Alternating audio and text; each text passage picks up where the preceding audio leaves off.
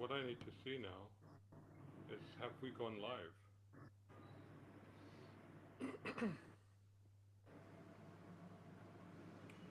Yeah, we are live. Hello, Shoaib. How are you doing? So we are actually live. So if anybody is actually tuned into this, then we are just running. Oh, I should wear my hat because she's Don't grand, right? repeat. So if so if anybody is tuned into this, what we're doing is we're just doing a test run right now for something we're very excited about, which is going to be on Sunday. Shoaib, would you like to tell everybody what's going on Sunday? So we're doing our annual antique car show this coming Sunday at the Majestic Frere Halls, and this is actually the premier classic car show of Pakistan, and over 120 best antique and classic cars will be on display. The youngest one will be 30 years old, and the oldest one will be 101 years old. So if people tune in on Sunday and see this, whoever follows you, they will get to see the best antique cars here in Pakistan. And what sort of cars are expected to come to this event? Can you hear me? So you name it, all brands, all makes, all shapes, all sizes, everything is there. Say, for example, if I talk about the oldest cars, the oldest car that we have is the 1924 Rolls-Royce Silver Ghost that you've seen when you were here in Pakistan. And that's the Kareem Chopra famous Louis Mountbatten and Qaid-e-Azam Muhammad Ali Jinnah ride car. Yeah, it was a real honor actually for me to Yes, ride in yes. that car. Then we We have took two at the same race. 1926 cars. Yeah. Then this time we have first entry, first show here in Pakistan for two 1926 cars. One is a Chevrolet Superior, and the other one is a Austin 7 Chummy. Oh, hang on. So That one, the Austin Seven. I think that's just recently been restored, right? yes, Yeah. so and it's still being restored, and inshallah, it's trying its best to reach the show on Sunday. Right, right, right. Because that's being restored by who? Who's doing the work on that car? So the owner is Faraz Latif, and Mohsen Ikram is working on it. Yeah, yeah, yeah. Yeah, because when I bumped into him, I think last year he had a flying visit to London, and he was excited. He was telling me about that car that he was going to be working on. So that's really excited to hear that car is ready. So in terms of modern classics, will we see any of those? So yes, so you'll see the evergreen classics like the Ford Mustangs. You will see the Corvettes. You will see the Camaros. You will see the Bel Airs. You will see the MGs. You will see the Mercedes. You will see BMW, even Fiats, even Renault. So all brands are covered actually. So this time we have an assortment, a wonderful assortment. So all these what you call timeless classics, they will all be present. And in the younger classics, which is let's say maybe maximum or the what I say is 30 years old, even we have Mazda Miata this time. You actually drove in it with me That's right. It last was time when you fun. were here Yeah, it in was a fun ride. Pakistan. And we in fact did this whole you did this whole talk on the launch of Antique Cars Museum back then. No, we So did. that That's car is right. there. Nissan Figaro is there, the 1991 Nissan Figaro, which has Right. become a Yeah, yeah, wonderful yeah. classic, the retro style. So Yeah. that will be Are they? there. I mean, are they considered classics now? Because it's always an interesting one with them, isn't it? Because they So always yes, look like classic cars, but yes. technically, So I guess they're kind of modern classics now, aren't they?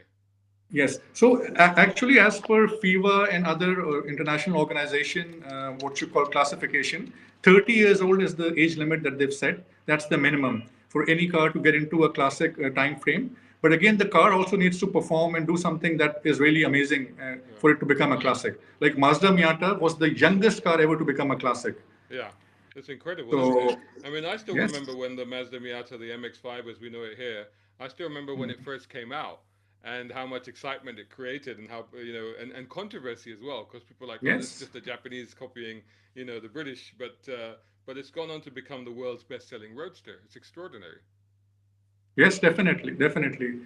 And obviously, so in the show you also have these real exotic classics. Also, the Aston Martin DB6 that will be present. So that's always a public How does attraction. an People, Aston Martin DB6 end up at a car show in Pakistan? I mean, that's quite extraordinary if you think about it, right? so Pakistan is no lesser than anywhere else in the world. Huh? So Yeah. we find a way. There was, I mean, and there was a classic Ferrari, a famous Ferrari that was there, but unfortunately it got exported. But there are still quite a few Ferraris there as well, aren't there? Yes, the one that you're talking about, that was a one of a kind piece that Yeah, that went out quite early. But yes, there are quite a few Ferraris. But I wouldn't say there are any as old as that one. yeah. But still, there are some Ferraris here. Yeah, and it was a real shame to lose it from the country as well, because I think for a lot of people who may be watching this don't realize that it's quite difficult for the classic car community there to actually do what you do in terms of getting new cars in or getting parts in or doing all of this stuff. It's very difficult, isn't it? No, it's a huge challenge. Like say, for example, the first big thing I'll tell you is that in Pakistan you cannot import a car that's more than 5 years old. Yeah. So it just stops at that. So basically, you And can't have any more. What the classic cars you have there are the ones you have there. That's it. yes, so whatever we have to just play with that and Mm. rebuild, work on it, make it beautiful again. So that's what we do.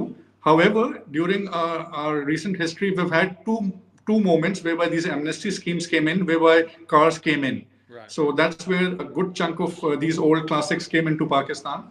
So that added to the whatever number we had already in Pakistan. But yes, we very much have to work within whatever we have, Yeah. and And even with then parts and stuff, it's quite difficult to get these things, isn't it? yes, the same law applies. Like you cannot import parts also which are more than 5 years old. So Wow. we all like, say for example, I'll tell you to restore a car here in Pakistan, it takes you almost 3 years minimum, and one and a half years is just to get the parts from abroad. Because Wow. whenever we travel or our family travels or whoever travels, we just try to bring in small things here and there Yeah. over a lengthy period of time.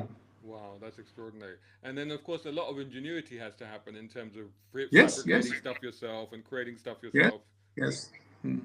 But I think that's the wonderful part that very few people talk about: the artisan, the skill, Yeah. the craftsmanship here, the talent that we have. Because these people are playing with what they have and they're trying to rebuild them. So Yeah. rebuilding those parts, old parts, that's a that's a whole new what you call space here in Pakistan. And some old people have actually transferred and passed on this talent.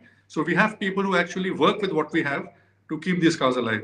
It is traditional skills, traditional craftsmanship. All of this is being passed down to basically keep that population of cars going. It's an extraordinary story, and I don't think that enough people realize and appreciate just actually how difficult it is to maintain the car culture and the classic car culture that you guys are doing.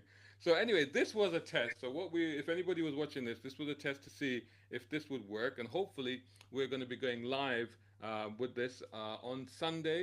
11 a.m. my time here in the UK, 4 p.m. your time. This is at Frere Hall in Karachi.